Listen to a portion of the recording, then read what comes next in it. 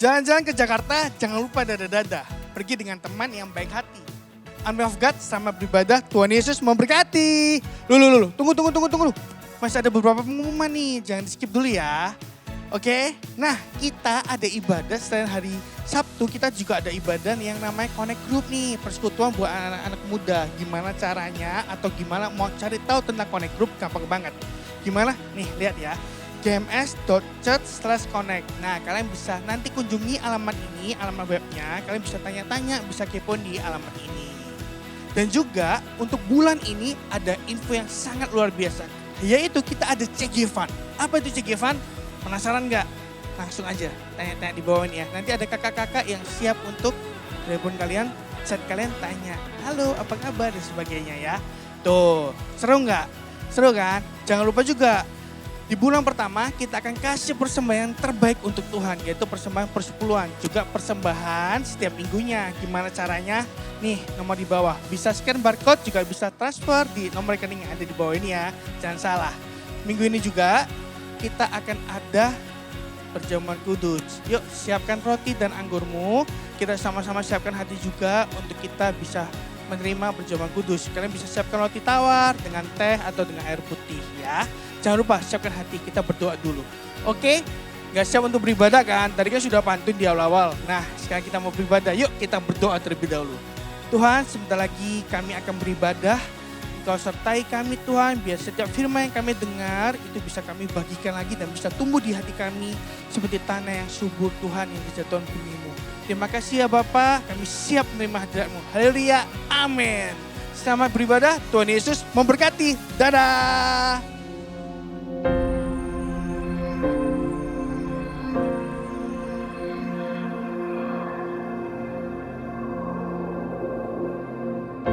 Orang yang suka memuji akan kuat roh doanya.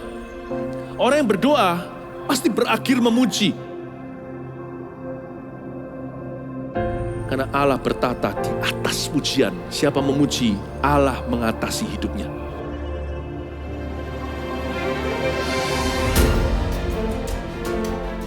The Year of Praise, tahun pujian menjadi sebuah petualangan yang tiada dua. Menjadi sebuah pelajaran hidup yang langsung dari Kristus. Menjadi sebuah pengalaman yang indah.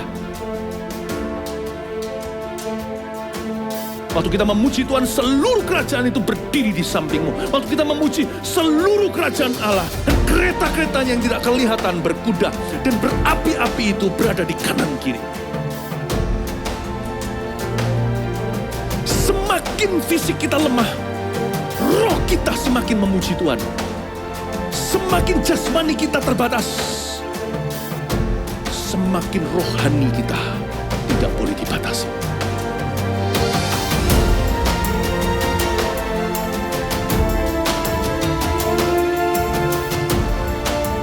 Welcome to the Year of Praise and Provision. Mari kita mengizinkan Tuhan merajut rancangan yang belum pernah kita bayangkan.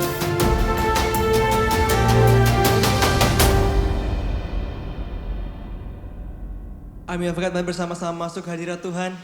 Kita bawa penyembahan kita, pujian kita yang terbaik bagi Tuhan.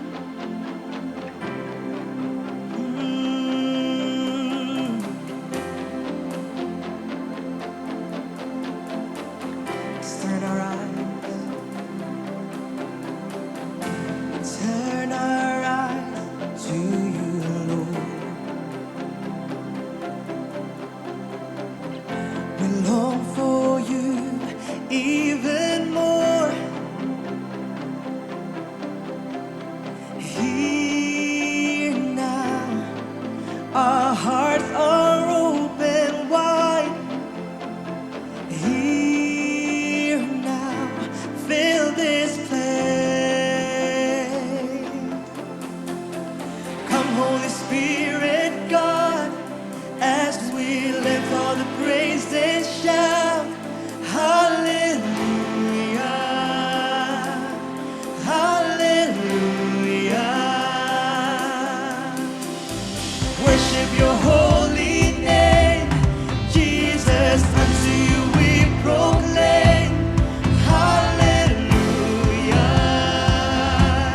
hallelujah.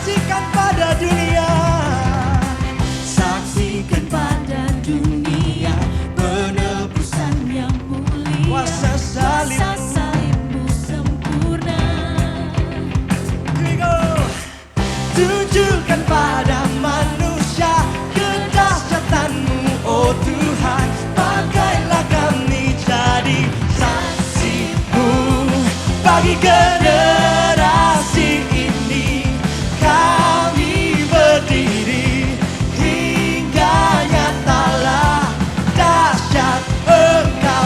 Kini kami kan memuji dengan senang hati, hingga nyatalah dahsyat Engkau hebat.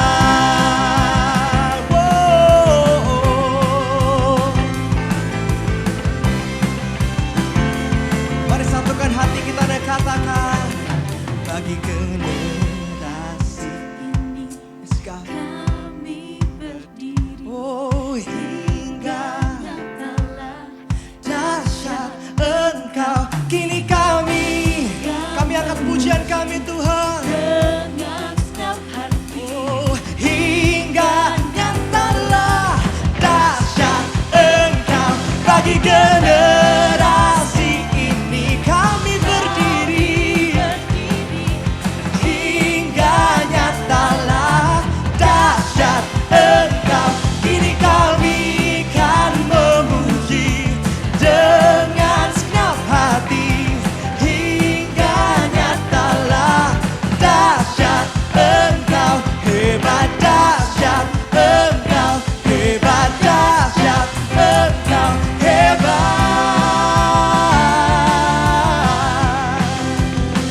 Kau hebat. Mari bersama sorakan, Kau hebat. Haleluya.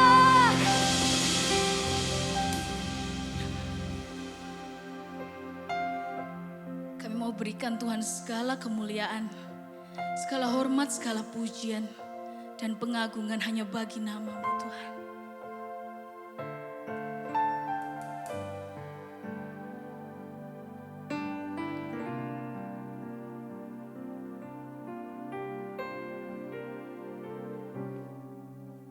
Sungguh dahsyat keajaiban-Mu, tak tergapai oleh pikiranku. Semua yang telah ada dan yang akan datang, Kau menjadikan segalanya indah. Terpesona kan kebesaran-Mu, dari dulu sampai selamanya. Penuh kuasa takkan berubah. Ku naikkan syukurku kepadamu Tuhan. Biar pengagungan sampai di hati-Mu, Yesus Tuhan dan Rajaku. Kau lebih megah dari yang termegah. Terimalah sembahku, hanya Kau yang ada di tata.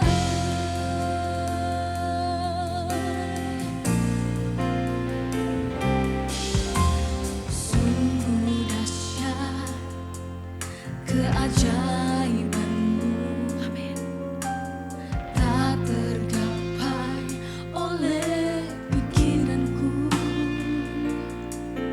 Semua yang telah ada dan yang akan datang, Kau menjadikan segalanya indah. Terpesona kan kebesaran-Mu,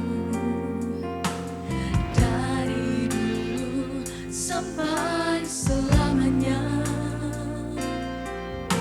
Penuh kuasa takkan berubah.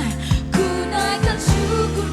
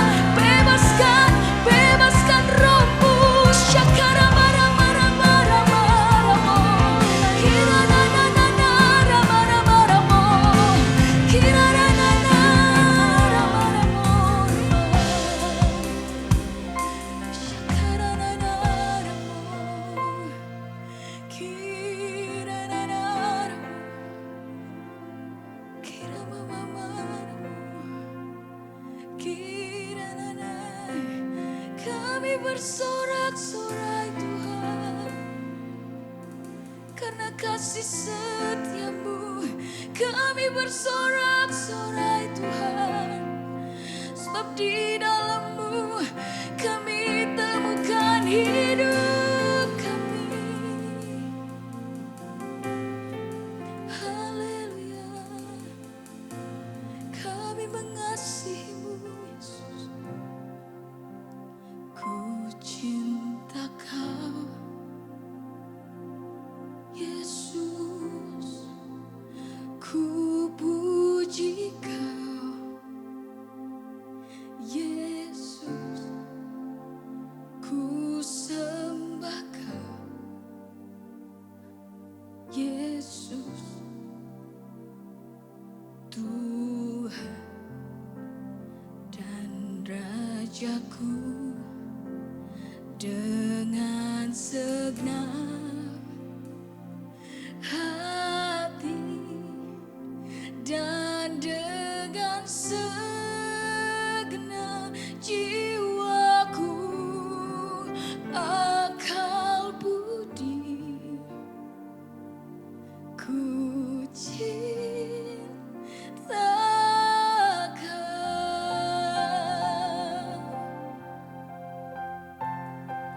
Ku cinta Kau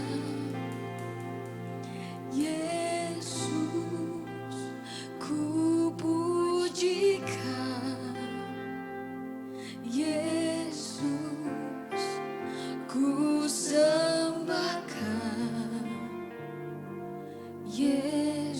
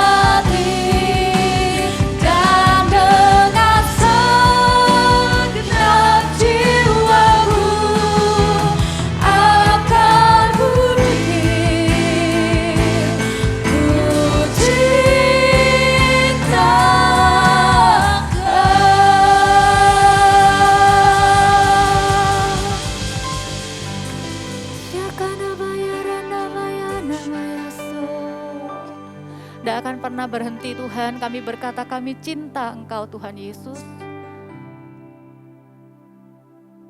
Itu keputusan kami, itu komitmen kami tidak akan berubah. Kami cinta Tuhan Yesus. Kami datang ibadah hari ini walaupun online, tapi kami tahu hadirat yang sama, jamahan yang sama, kami bisa tetap alami di hidup ini Tuhan. Baik kami sendirian di kamar kami ataupun kami bersama-sama dengan teman-teman, keluarga. Terimalah pujian penyembahan kami ya Tuhan. Berbicaralah kepada hidup kami.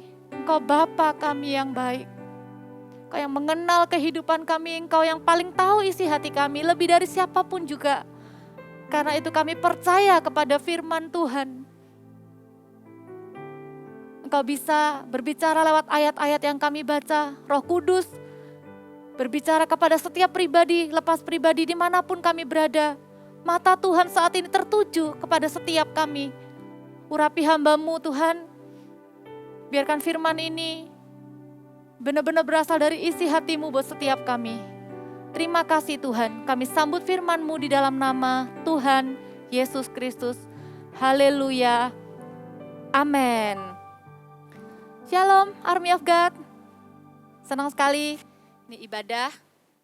Bisa siapkan Alkitabnya, thank you untuk tim Praise and Worship. Kita baca Alkitab sama-sama. Saya berikan tema hari ini, sharing firman Tuhan, A Journey of Faith. Bahwa iman itu adalah sebuah perjalanan dan setiap kita beda-beda. Setiap kita punya perjalanan, punya cerita bagaimana kita berjalan dengan Tuhan. Benar ya? Kita buka dulu satu ayat di Mazmur 139, ayat yang ke-16 berkata demikian. Matamu melihat selagi aku bakal anak, dan dalam kitab-Mu semuanya tertulis hari-hari yang akan dibentuk sebelum ada satu pun daripadanya. Tahukah saudara, teman-teman Army of God, ataupun Anda yang menyaksikan ini, Anda orang muda, berapapun usia Anda, bahwa mata Tuhan selalu tertuju kepada setiap kita. Bahkan dikatakan ada sebuah kitab di tangan Tuhan yang isinya adalah catatan bagaimana hari-hari kita yang kita jalani di hidup ini. Dan buat saya waktu saya baca ayat ini, perjalanan saya dengan Tuhan itu dicatat di dalam kitab ini menjadi sebuah journey of faith. Setiap kita punya perjalanan kita masing-masing karena iman itu personal. Iman itu masing-masing, iman itu gak bisa bareng sama orang lain. Bahkan kalau kita punya best friend, kita ke gereja sama-sama, kita ikut CG sama-sama pun di hadapan Tuhan, iman kita itu personal. Iman kita tuh pribadi lepas pribadi dan Tuhan mencatatnya seorang demi seorang. Ada ayat lain yang berkata Tuhan mengenal kita dengan nama. Waktu saya renungkan, indah ya Tuhan itu. Kadangkala kalau kita itu bisa punya memori gitu ya. Kita punya memori itu kembali yang membuat kita mengingat pengalaman masa kecil, baik itu yang baik ataupun yang buruk. Kadang kita pikir, kenapa ya kok kita ini bisa ingat? Apakah itu hanya kemampuan memori otak kita saja? Tapi ternyata ada bagian-bagian tertentu, itu juga adalah memori Tuhan yang Tuhan ingin sampaikan buat kita, terutama ketika kita dibawa mengenal Tuhan sejak kecil. Di Alkitab kita akan lihat seorang tokoh, karena sebenarnya di Alkitab ada banyak sekali menceritakan perjalanan iman. Begitu jujur, bukan hanya keberhasilannya yang dicatat, tapi kegagalannya pun juga dicatat. Tuhan kita itu gak menerima kita tuh cuma dengan kelebihan teman-teman. Tuhan itu menerima kita apa adanya. Paket lengkap, termasuk dengan segala kelemahan kita. Bahkan kalau kita mau jujur, orang lain gak bisa lihat kan apa yang ada di dalam hati kita. Monster apa yang ada di dalam hati kita, cuman kita sendiri yang tahu. Tapi kita bersyukur Tuhan menerima kita apa adanya, mengasihi kita, bersedia berjalan dengan kita detik ketika kita dilahirkan sampai nanti kita berjumpa muka dengan Tuhan Yesus Allah kita. Amin. Alkitab berisi banyak sekali perjalanan iman. Walaupun nama kita nggak ada di Alkitab, ingat di tangan Tuhan ada sebuah kitab yang isinya adalah perjalanan iman kita. Kita akan lihat dari seorang raja yang bernama Yosia. Raja Yosia ini adalah raja termuda kedua yang pernah menjadi raja Yehuda. Raja muda pertama namanya Yoas, kalau saya nggak salah umur 7 tahun sudah jadi raja. Kalau Raja Yosia umur 8 tahun sudah jadi raja. Sedikit background, Raja Yosia ini punya papa dan kakek yang dikatakan di dalam Alkitab melakukan hal yang jahat di mata Allah. Ayahnya Amon itu juga bahkan melakukan kesalahan lebih banyak daripada kakeknya.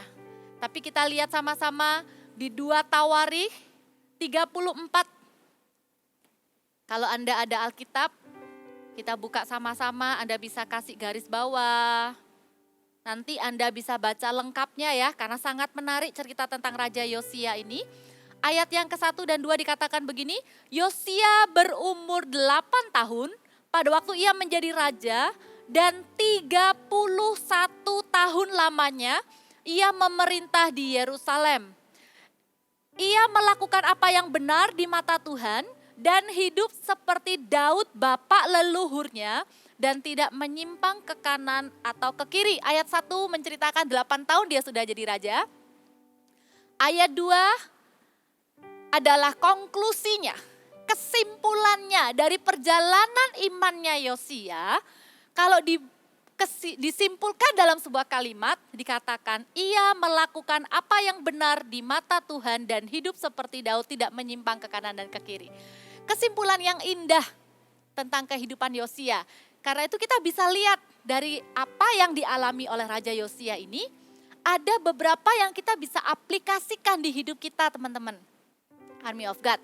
Kita lihat ya, kita lihat ayat yang ketiga, dikatakan pada tahun ke-8 dari pemerintahannya, ketika ia masih muda belia, ia mulai mencari Allah Daud bapa leluhurnya. Berhenti dulu sampai di sana.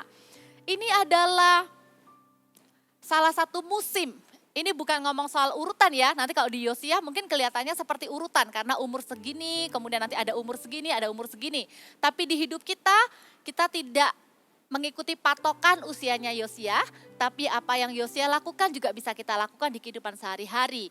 Dikatakan di usia yang ke-16 tahun, itu adalah usia Army of God ya, teens ataupun youth, kurang lebih usia 16 tahun dikatakan Raja Yosia mulai mencari Allah. Saya merenungkan kata-kata ini, firman Tuhan ini. Padahal Yosia ini dari 8 tahun sudah jadi raja.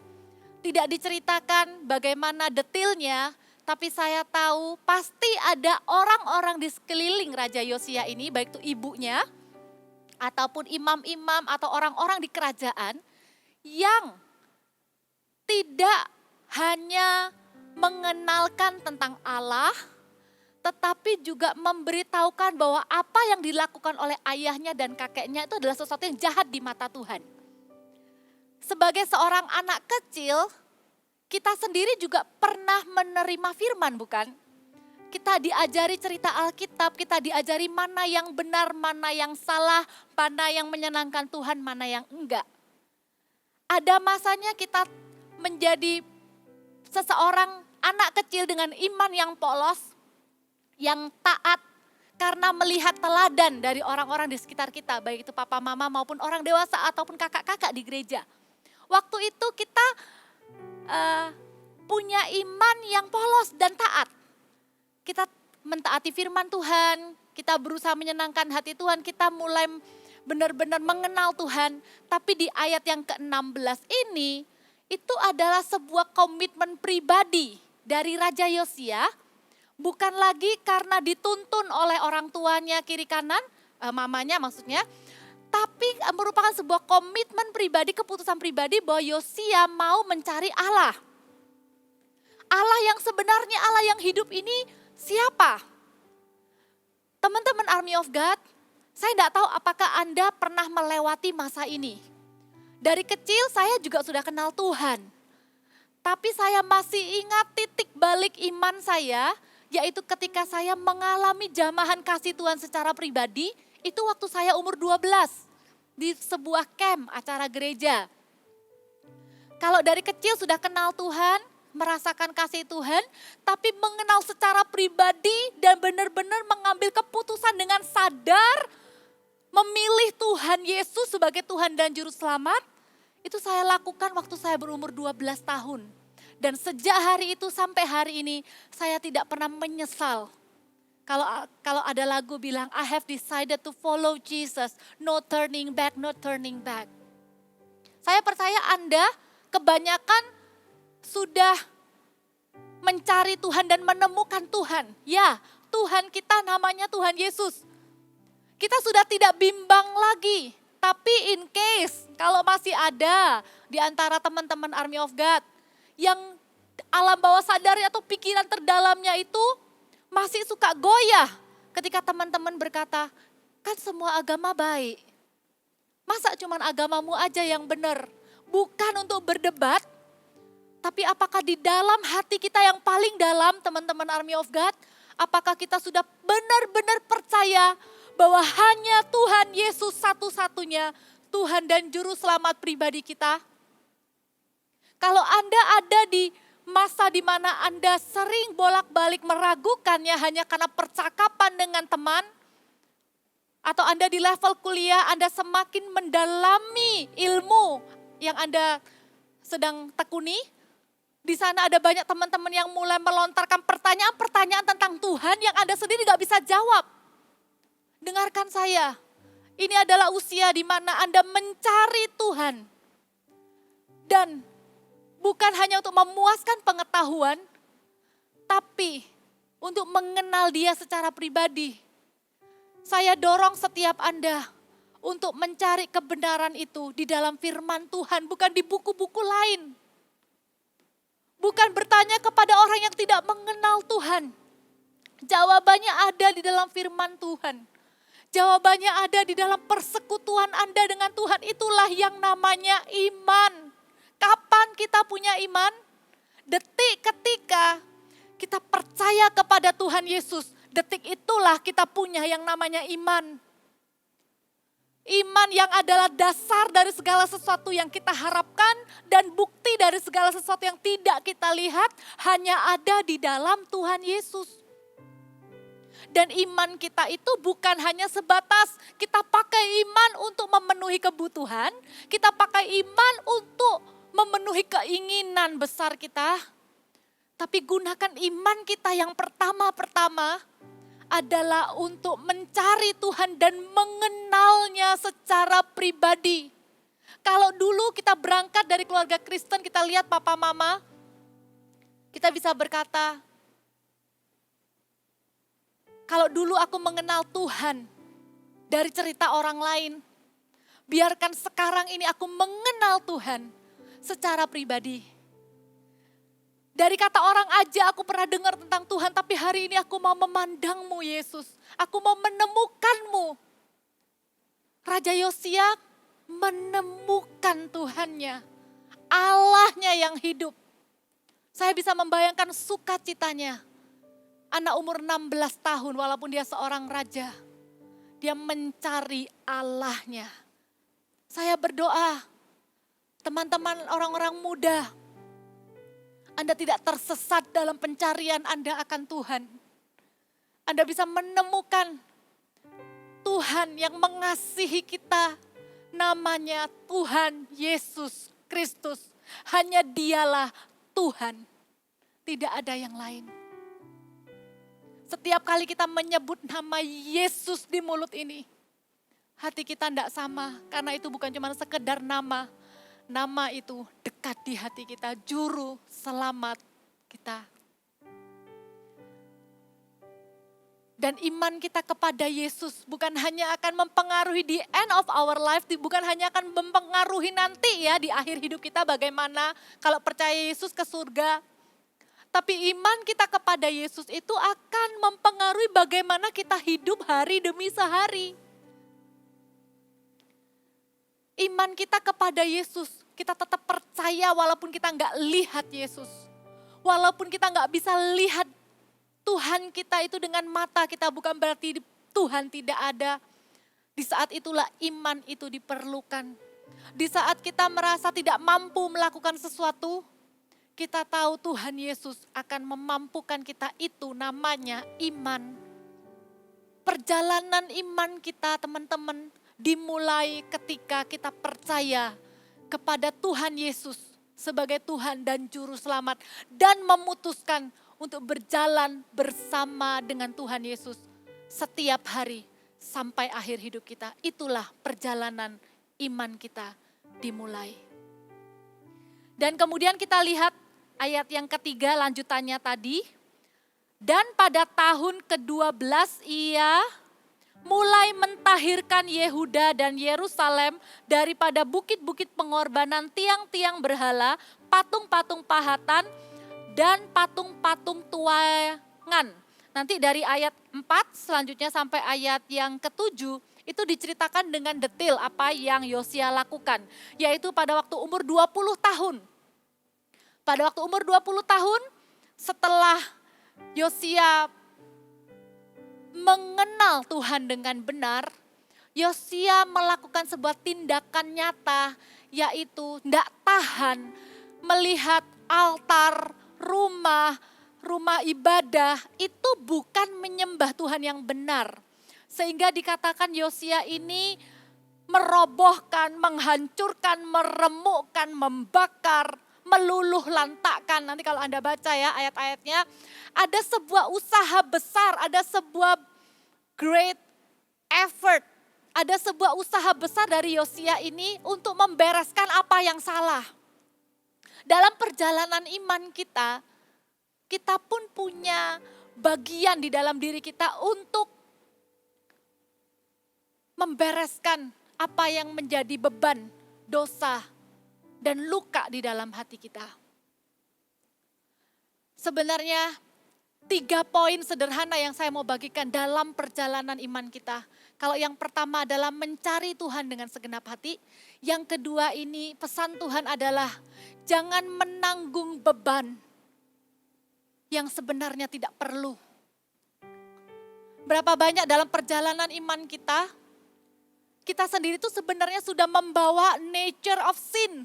Kita tuh sudah membawa dosa itu di dalam tubuh kita. Dan kita masih berjuang melawan itu. Kita masih berjuang. Seperti di nasihat Ibrani, kita lihat sama-sama, Ibrani 12 katakan begini, karena kita mempunyai banyak saksi bagai awan yang mengelilingi kita, marilah kita menanggalkan semua beban dan dosa yang begitu merintangi kita dan berlomba dengan tekun dalam perlombaan yang diwajibkan bagi kita. Marilah kita melakukannya dengan mata yang tertuju kepada Yesus yang memimpin kita dalam iman dan yang membawa iman kita itu kepada kesempurnaan.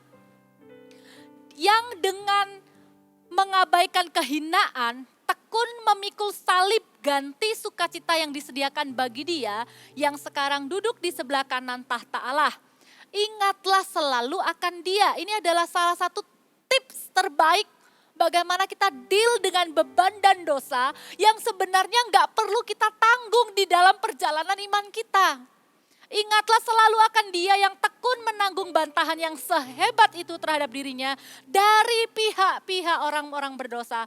Supaya kamu jangan menjadi lemah dan putus asa dalam pergumulan kamu melawan dosa. Kamu belum sampai mencucurkan darah.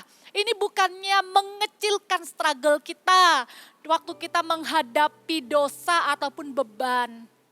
Tapi dalam perjalanan iman kita ini, Tuhan itu sudah memberi janji bahwa dalam kita deal dengan beban dan dosa, Tuhan itu mau menolong kita dan memberi kita kekuatan. My friend, Tuhan itu bukan Tuhan yang duduk di tata, lipat tangan kemudian berkata, I want you to be perfect. If you already perfect, just come to me. Tuhan tuh gak menunggu kita begini loh. Kalau kamu sudah kudus baru datang ke aku. Tuhan itu bersedia terlibat dalam kita membereskan dosa, kesalahan, dan juga luka di hati kita, Tuhan mau terlibat. Tuhan itu mau melakukan pekerjaan kotor di hidup kita, supaya kita mau jadi bersih. Ada sebuah ilustrasi, seringkali diajarkan untuk anak-anak. Bagaimana sejak mengikut Yesus, beban dan dosa itu sebenarnya sudah dipikul dengan lunas, sudah dibayar dengan lunas. Ada seorang yang memikul pikulan dengan tongkat, satu barang besar dan satu barang besar lagi gitu ya, kemudian dipikul dua-dua, katanya itu adalah beban dan dosa. Dia jalan terlatih-tatih gitu ya, karena bawa bebannya begitu berat. Kemudian lewatlah sebuah pickup mobil dengan bak belakang yang terbuka, menawarkan tumpangan, "Pak, ayo naik pickup ini aja." Kemudian bapak ini dengan senang hati, naiklah di atas pickup. Kemudian pickup ini melaju. Yang aneh adalah ketika bapak supir ini menoleh ke belakang, bapak yang membawa pikulan berat itu tetap memikul bebannya di atas truk, di atas pickup yang sedang berjalan. Demikianlah kalau kita menanggung beban dan dosa dengan kekuatan kita sendiri. Padahal firman Tuhan katakan, dalam pergumulanmu melawan dosa, kamu belum mencucurkan darah. Artinya ingatlah salib. Dosa kita sudah ditebus. Dosa kita itu sudah dibayar dengan lunas di kayu salib. Artinya dosa itu sudah tidak ada kuasanya lagi di hidup kita. Tidak ada dosa yang terlalu besar yang kita tidak bisa lepas daripadanya. Izinkan saya bersaksi, saya sudah melihat orang yang terjebak dengan pornografi, yang katanya sulit setengah mati, yang katanya dosa paling sulit karena begitu menagih dan bikin ketagihan. Tapi saya sudah melihat orang-orang yang dimerdekakan di dalam nama Yesus. Pemakai obat terlarang yang katanya tidak mungkin bisa lepas. Kami punya satu pastor yang bisa berkata kepada Anda, bahkan obat terlarang pun tidak bisa menahan kalau kuasa Tuhan bekerja membebaskan setiap kita. Jangan dengarkan tipuan iblis teman-teman yang berkata dosa ini, dosa itu. Dosa kepahitan di hati ini terlalu berat, terlalu dilukai, terlalu sakit rasanya. Gak mungkin bisa lepas, gak mungkin bisa pulih. Hei, kita punya Tuhan Yesus yang sempurna sebagai Tuhan dan Juru Selamat kita.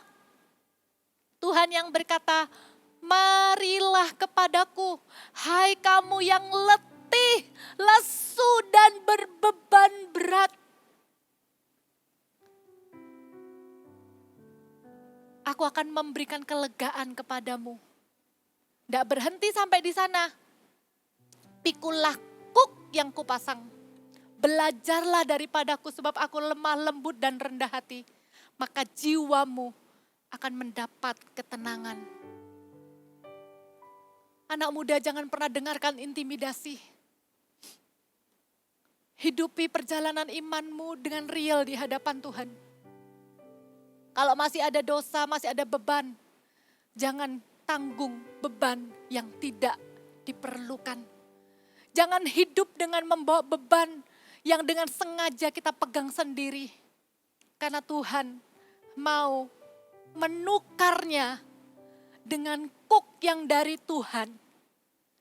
Beban masa lalu, dosa di masa lalu, letakkan di kaki Yesus.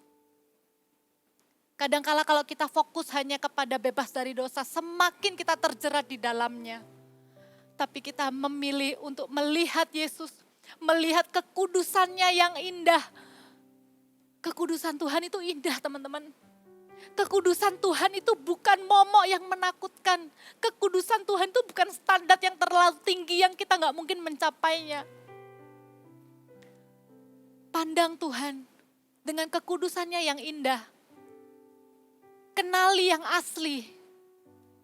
Hadirat Allah yang penuh dengan damai, sejahtera, sukacita. Begitu berharga di hidup kita. Ketenangan yang dari Tuhan itu begitu berharga. Sehingga gak mau lagi balik hanya untuk memuaskan hawa nafsu sebentar saja. Kemudian hati ini terasa tidak ada damai sejahtera. Yosia mengerjakan bagian ini dengan sangat effort, dengan sangat kerja keras. Dengan detil dibereskan. Perjalanan iman tidak sama dengan perjalanan pelayanan.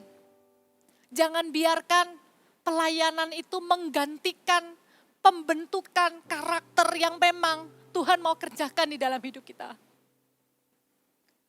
Saya sendiri tidak mau.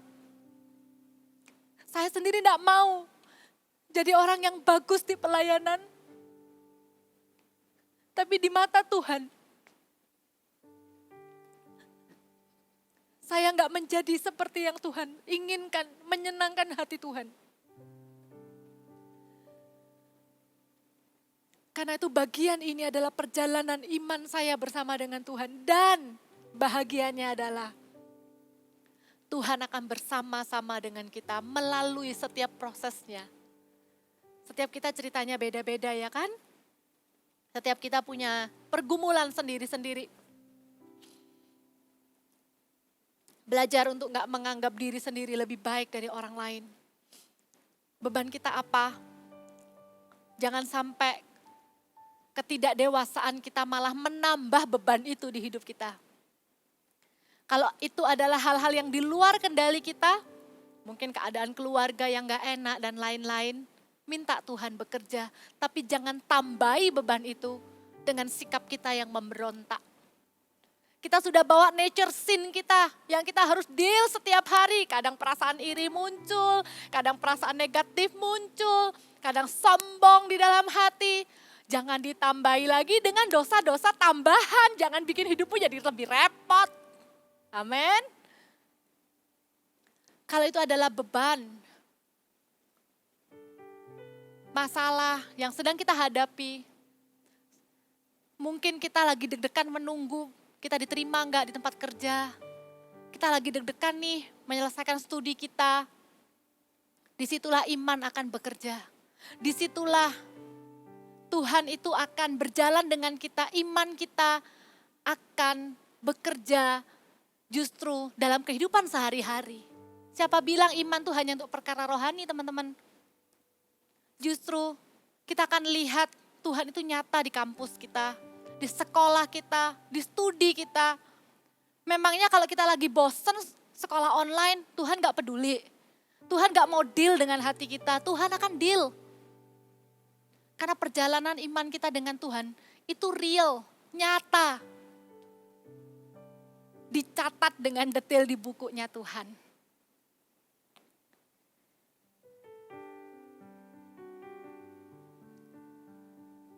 Dan kita lihat selanjutnya di ayat yang ke-8. Raja Yosia pada waktu usia yang ke-26 tahun. Dikatakan pada tahun ke-18 hari pemerintah pada tahun ke-18 dari pemerintahannya, setelah selesai mentahirkan negeri dan rumah Tuhan, ia menyuruh Safan bin Asalia dan Maaseya, penguasa kota, serta bin Yoahas, bendahara negara, untuk memperbaiki rumah Tuhan Allahnya.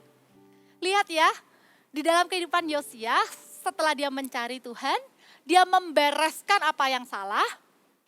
Yosia menunjukkan cintanya akan rumah Tuhan. Di season iman kita juga tidak berhenti sampai kita membereskan dosa, beban masa lalu, beban masalah, kemudian kita jadi pribadi yang lebih baik, gak berhenti sampai di sana. Dalam perjalanan iman kita, ada pemakaian Tuhan. Di dalam perjalanan iman kita, kalau kita sungguh-sungguh mengerjakan PR kita dengan sungguh-sungguh, kita sadar kita menjadi orang yang terbuka, gak menutup-nutupi dosa, di dalam komunitas kita sehat, kita didoain, kita ada struggle apa, kurang sabar, mungkin didoain sama teman-teman CG, kemudian kita bertumbuh karakternya, pertumbuhannya nyata, kita akan jadi orang yang cinta Tuhan dan cinta rumah Tuhan. kita jadi punya kerinduan yang natural di dalam hati kita. Aku juga ingin temanku yang lain yang masih struggle dengan dosanya, bebannya, kehidupannya masih suram, gak punya tujuan hidup, menemukan apa yang aku temukan dan mengalami apa yang aku alami. Yosia itu setelah membereskan semua yang salah, dia lihat rumah Tuhan, dia pulang ke Yerusalem, dia lihat rumah Allah. Dia lihat rumah Allah tidak terurus. Dia lihat rumah Allah masih berantakan. Maka timbullah di dalam hatinya untuk memperbaiki rumah Allah. Ikut menjadi pembangun rumah Allah. Orang muda, gereja adalah keluarga rohani. Anda adalah bagian di dalamnya sebagai anak. Nggak usah tunggu. Tadi saya bilang ini tuh bukan step 1, step 2, step 3. Ini bisa aja terjadi ganti-gantian. Tapi kalau kita sudah menemukan sebuah komunitas rohani, menemukan sebuah gereja yang menjadi rumah buat kita, ayo ikut membangun di dalamnya. Ayo cintai rumah Tuhan itu. Apalagi kalau misalnya kita itu tahu rumah Tuhan ini itu nggak sempurna. Masih ada kelemahannya. Ayo perbaiki. Mungkin gamenya boring, gamenya garing. Aduh semuanya kok tutupan kamera ya. CGL-nya aja yang kayak semangat sendiri, mimpin game. Nggak terlalu direspon, mungkin di chat aja baru respon. PAW, PAW di CG itu hati-hati ya. Beda loh antara memuji menyembah Tuhan di CG dengan nonton PAW. Agenda CG itu bukan nonton ya. Kemarin saya baru briefing dengan tim CG Kids juga.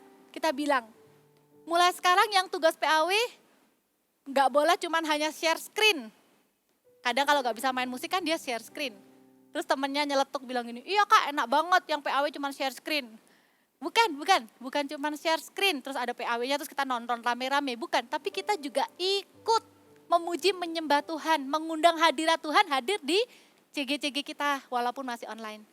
Itu adalah bentuk kita ikut memperbaiki, membangun rumah Tuhan. Mungkin CGL kita nggak sempurna, nggak tahu caranya deketin kita. Kita juga jangan nunggu dong, ayo sini deketin aku. Masa kamu cuma nanya kabar doang, basi amat. Belajar buka diri dong. Bilang, aku barusan bikin ini. Itu adalah cara kita memperbaiki rumah Tuhan. Itu cara kita membuat CG kita menjadi keluarga rohani yang lebih menyenangkan. Kita bisa ambil bagian di dalamnya teman-teman.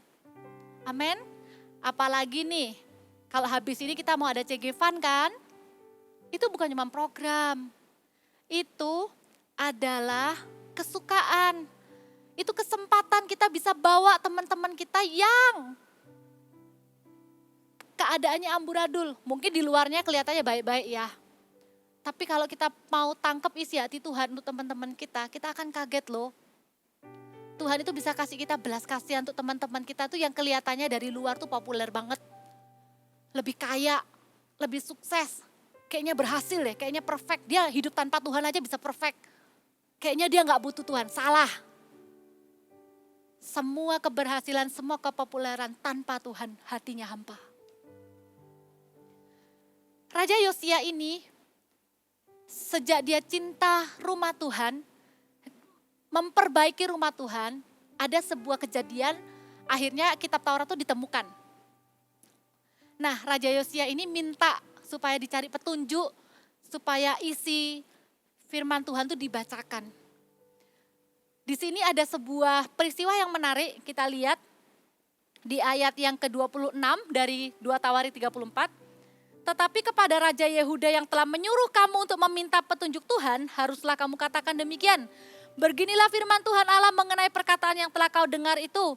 Oleh karena engkau sudah menyesal dan engkau merendahkan diri di hadapan Allah pada waktu engkau mendengar firman-Nya terhadap tempat ini dan terhadap penduduknya.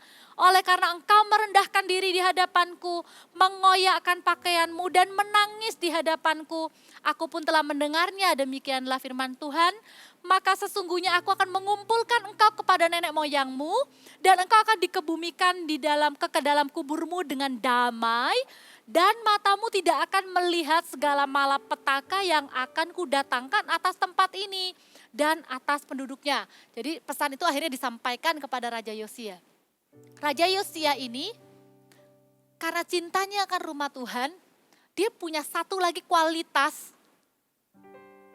yang belum tentu dimiliki oleh semua orang Kristen. Yaitu iman yang tidak egois. Dalam perjalanan imannya, akhirnya dia menemukan Tuhan melakukan apa yang benar di mata Tuhan. Sampai Tuhan tuh konfirmasi, karena kamu udah baik ya, kamu udah menyesal, tenang. Kamu akan meninggal dalam damai.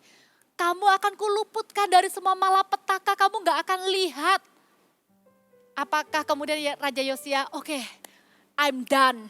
Selesai, yang penting aku baik-baik saja. Aku akan fokus jaga hidupku sampai akhir hidupku. Enggak.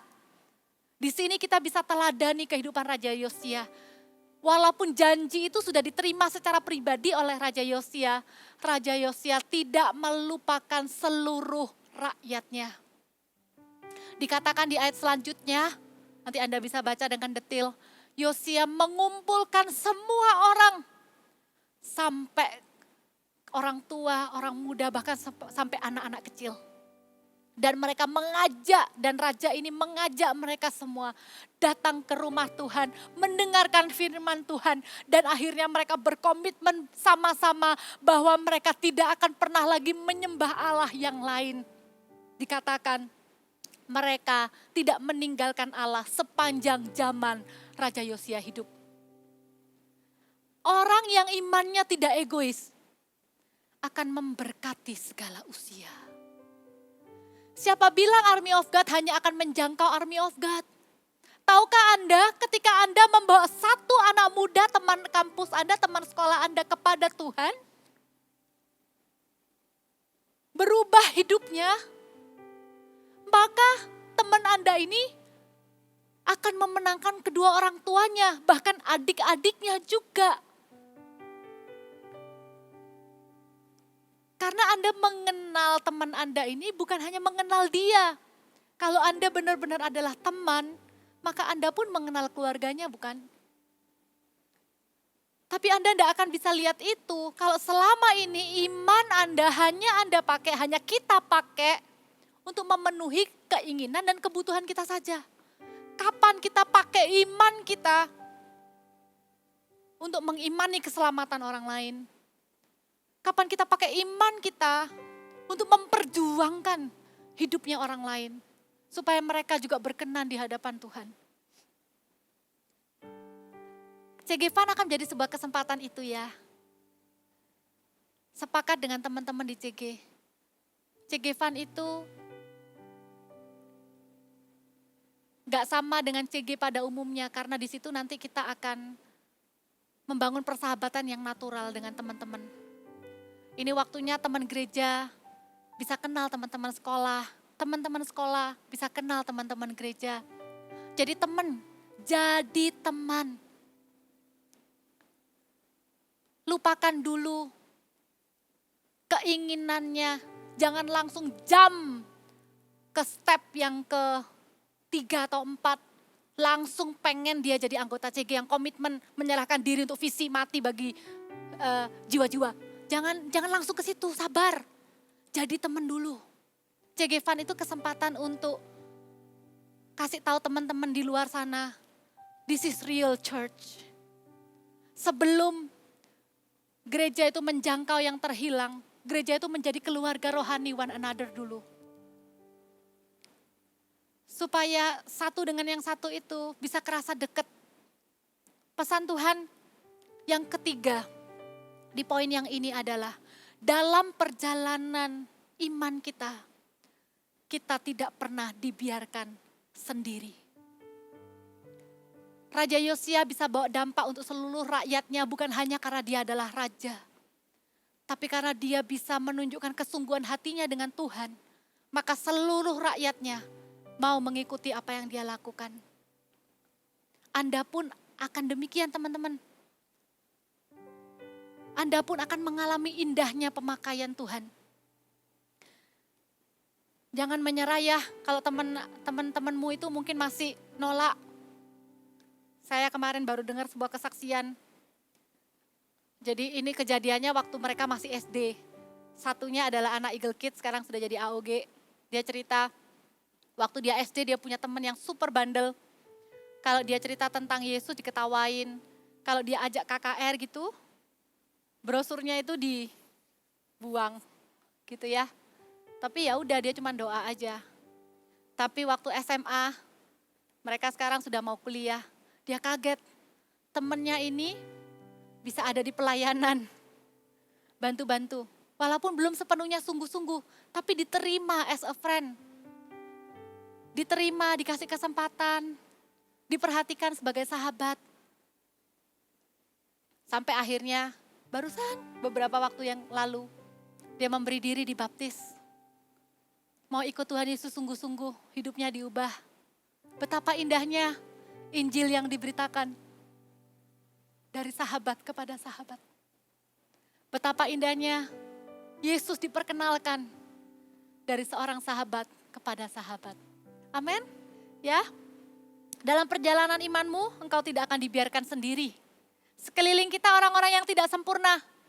Tapi kabar baiknya, kita sama-sama dalam perjalanan iman kita. Tuhan tidak pernah biarkan kita sendiri, Tuhan kasih kita keluarga rohani. Kalau Anda belum punya keluarga rohani itu, jangan sungkan. Jangan merasa itu hanya untuk jemaat gereja Mawar Sharon, Army of God. Apa itu Army of God? Saya nggak pernah tahu. Itu bukan kelompok eksklusif. Itu kelompok untuk Anda juga yang mendengarkan ini.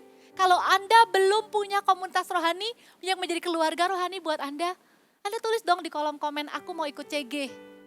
Nanti teman-teman Army of God akan hubungi Anda, ajak Anda dalam komunitas. Kalau misalnya ada gesekan, itu cuma 1-2, pasti terjadi. Tapi secara keseluruhan, Connect Group Army of God adalah rumah rohani terbaik bagi usia muda-mudi seperti Anda.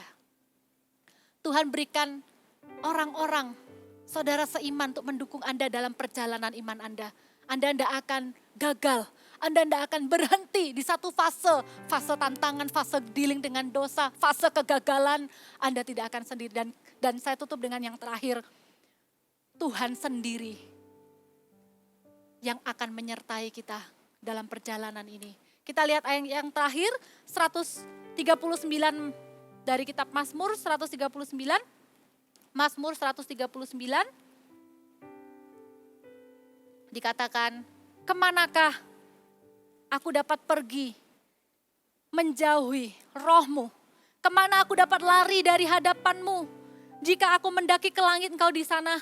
Jika aku menaruh tempat tidurku di dunia orang mati, di situ pun engkau. Jika aku terbang dengan sayap fajar dan membuat kediaman di ujung laut, juga di sana tanganmu akan menuntun aku dan tangan kananmu memegang aku. Saudara, ini bukan cuma kata-kata indah, ini janji Tuhan. Dalam iman kita, dalam pertumbuhan iman kita, dalam perjalanan iman kita, Tuhan Yesus memegang tangan kita dengan tangan kanannya. Tangan kanan itu ngomong dengan kekuatan. Tangan kanan itu ngomong dengan segenap kekuatan. Ilustrasinya begini. Kalau kita bilang kita jadikan Tuhan Yesus pegangan hidup kita, itu bukan cuman begini. Ini tangan kita, ini tangan Tuhan. Kita bilang aku mau jadikan Tuhan Yesus pegangan. Kemudian ada sesuatu terjadi. Kita dengan gampang lepas pegangan itu dan berkata, aku hilang arah, aku hilang tujuan, aku gak berguna, aku gak tahu apa yang harus aku lakukan. Karena Anda salah, Anda lupa ayat ini. Ayat ini berjanji, engkau memegang dengan tangan kananmu. Artinya tangan Tuhan itu memegang kita, teman-teman. Ada tangan Tuhan itu memegang kita juga. Sehingga dalam perjalanan iman kita, dengarkan baik-baik. Sekalipun kita merasa enggak mampu, enggak sanggup. Bahkan kadang kita mau menyerah rasanya, kemudian kita melepaskan pegangan itu. Lihat, tangan kanan Tuhan tidak akan pernah melepaskan kita apapun yang terjadi. Pernah ada satu ayat firman Tuhan berkata, waktu kita percaya kepada Tuhan Yesus, kita menjadi miliknya, seorang pun tidak bisa merebut kita dari tangan Tuhan. Walaupun kita melepaskan dia sometimes, tangan kanannya akan terus memegang aku. Itu yang membuat kita bisa menjadi orang Kristen yang berbahagia di hidup ini. Karena dalam perjalanan iman kita, waktu kita mencari dia dengan segenap hati, kita akan menemukannya. Dan dia adalah Allah yang rindu untuk kita tidak menanggung beban yang sebenarnya tidak perlu untuk kita tanggung. Karena Tuhan sudah menanggungnya. Dan dalam perjalanan iman kita ini, Tuhan tidak pernah membiarkan kita seorang diri. Mari kita nyanyikan sebuah lagu yang berkata, kemanakah aku dapat pergi, menjauhi roh-Mu yang suci, Kau sahabat, dan Kau dekat, dan Kau dekat.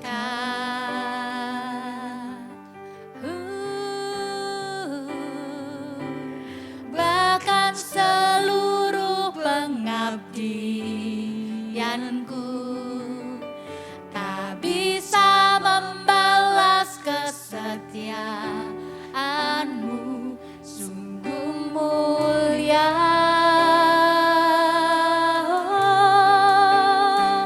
dan berharga,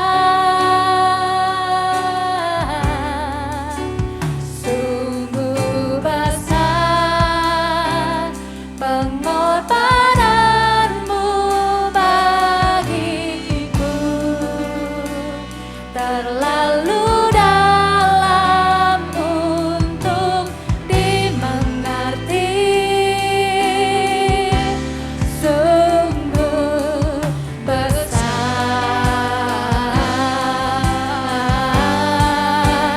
sungguh indah yang Kau pikirkan tentangku, tak terselami bagiku. Sungguh indah, katakan lagi, sungguh besar, pengorbanan-Mu bagiku, terlalu dalam untuk dimengerti, sungguh besar, sungguh indah yang Kau pikirkan tentangku, tak terselami bagiku. Sungguh indah. Hiara lama rana barana bayara barana barana barana bayara bayaso. Kira rana bayara bayara nama bayara rana. Mari saya mau ajak setiap teman-teman orang muda, bawa hatimu di hadapan Tuhan, bawa kehidupanmu di hadapan Tuhan. Apa yang menjadi beban, apa yang menjadi pergumulan, apa yang menjadi kerinduanmu, bawa di hadapan Tuhan. Di season apa hidupmu hari ini? Di dalam perjalanan imanmu, ketika kau mencari Allah, kau akan menemukannya. Kau yang baru kehilangan orang tuamu, kau mencari figur papa dan mama. Dengarkan, Allah yang akan menjadi bapa bagimu. Kenallah dia sebagai bapa. Ketika kau mencari dia, maka kau akan menemukannya. bergumul dengan dosa dan beban masa lalu, luka di hati, datang kepada Tuhan. Roh Kudus akan melawatmu di tempatmu saat ini. Kinda bayar rabaka rabaka rabaka rabaka rabaka. Ada beban yang tidak sepatutnya kau tanggung di dalam dosa, di dalam pergumulan melawan dosa. Engkau belum sampai mencucurkan darah. Di dalamnya ada kuasa salib Tuhan Yesus. Lepas di dalam nama Yesus. Kita bayar rabaka rabaka rabaka rabaka. Kalau Anda sudah bertumbuh dalam komunitas, berkati komunitas Anda, berkati teman-teman CG Anda, berkati pemimpin CG Anda.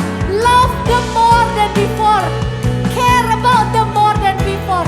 Kasihi mereka lebih dari sebelumnya.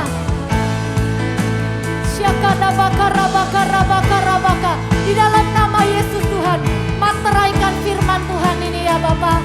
Biarkan dalam perjalanan iman kami tahu kami gak pernah sendiri. Tangan kananmu memegang kami. Di dalam nama Yesus Kristus Tuhan, kami materaikan firman Tuhan ini. Haleluya.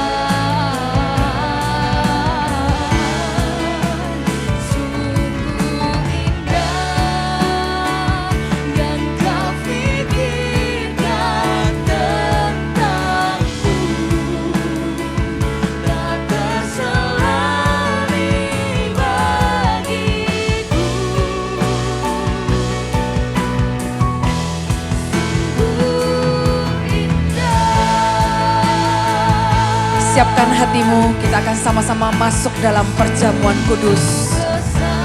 Thank you Tuhan Yesus. Pengorbananmu bagiku terlalu dalam untuk dimengerti. Sungguh besar.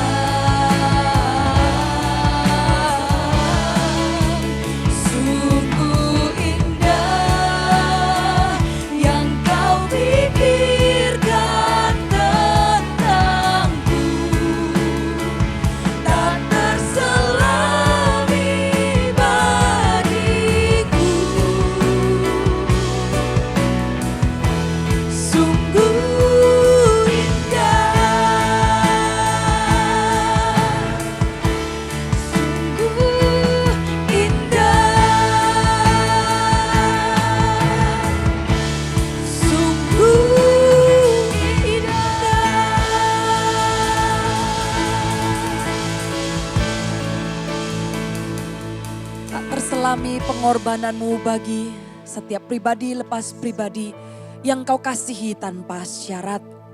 Kami mau mengingat segala kebaikan penerimaan Tuhan kepada kami.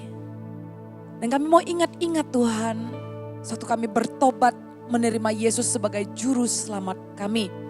Momen yang kami ambil untuk mengingat pengorbananmu dengan mengambil roti yang adalah lambang tubuh Kristus yang diserahkan. Dan anggur adalah lambang darah Kristus yang dicurahkan. Saya ajak jemaat, bulatkan iman sekali lagi. Bulatkan iman sekali lagi untuk kasih karunia yang Anda pernah terima. Dan kasih karunia itu tetap ada sampai hari ini menyertaimu. Bahkan sampai kekekalan, sampai kita berjumpa dengan Tuhan Yesus. Angkat imanmu dengan ucapan syukur, dengan hati yang mengasihi Dia. Kita akan angkat roti ini tinggi-tinggi. Terima kasih Tuhan atas tubuh yang diserahkan. Dosa-dosa kami telah diampuni. Kami gak mau Tuhan mengenakan manusia lama kami. Tapi kami mau mengenakan manusia baru, dipimpin oleh roh-Mu menjadi semakin serupa dengan-Mu. Ampuni kami kalau sampai hari ini secara sengaja maupun tidak sengaja kami melakukan hal-hal yang tidak menyenangkan hati Tuhan. Ampuni kami Tuhan. Tapi aku mau berkomitmen. Katakan aku mau berkomitmen. Katakan sekali lagi aku mau berkomitmen. Menyenangkan hati Tuhan. Terima kasih Tuhan Yesus. Mari sama-sama mengambil roti yang adalah lambang tubuh Kristus. Pecahkan bersama-sama dengan ucapan syukur di dalam nama Tuhan Yesus.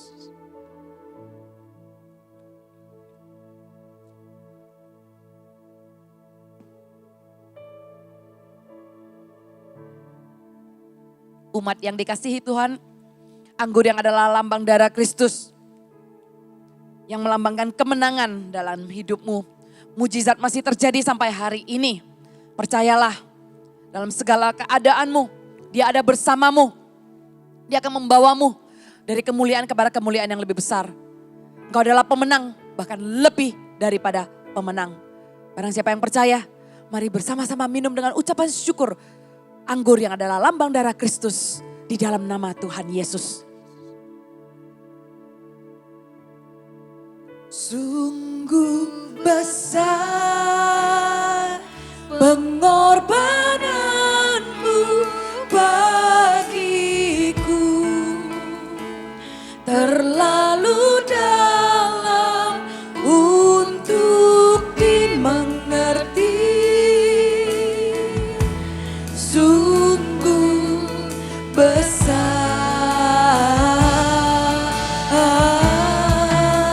sungguh indah yang kau pikirkan tentangku. Tak terselami bagiku. Sungguh indah,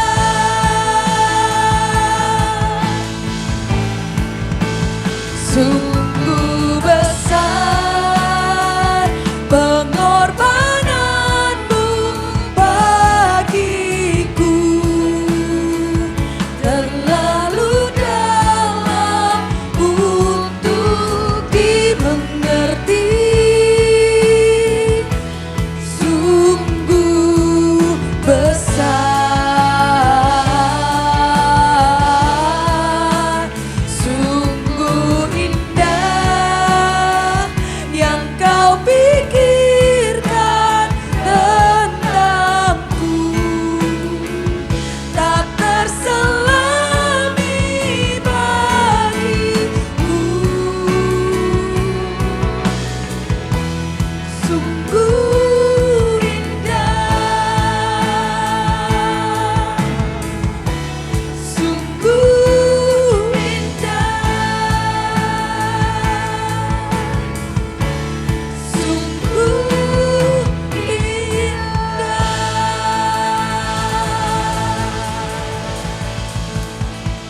Puji syukur, hormat dan kemuliaan hanya bagi nama Yesus seorang. Angkatlah kedua tanganmu. Terimalah kasih yang melimpah-limpah dari Allah Bapa di surga yang mengasihimu. Yesus Kristus dengan kasih karunia, kasih tanpa syarat yang selalu menerimamu apa adanya.